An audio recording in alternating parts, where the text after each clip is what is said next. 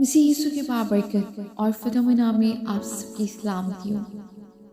खुदावंद आप सबके साथ हो। खुदावंद आप सबको बरकत दे और कसरत से बरकत दे। आमीन। आइए खुदावंद के जिंदा पाक कलाम में से आज सुबह हम पढ़ेंगे यूहन्ना की अंजील, उसका पहला बाब, जिंदगी का कलाम। इब्तिदा में कलाम था और कलाम खुदा के साथ था और कलाम खुदा था।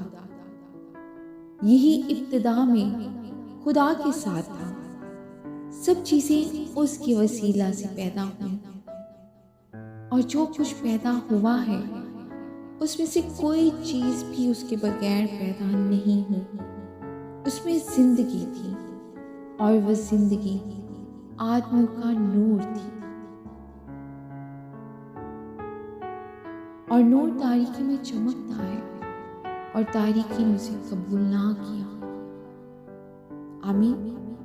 खुदावंद के जिंदा पाक कलाम के पढ़े और चले जाने में उसकी बरकत और खुदावंद का शुक्र हो।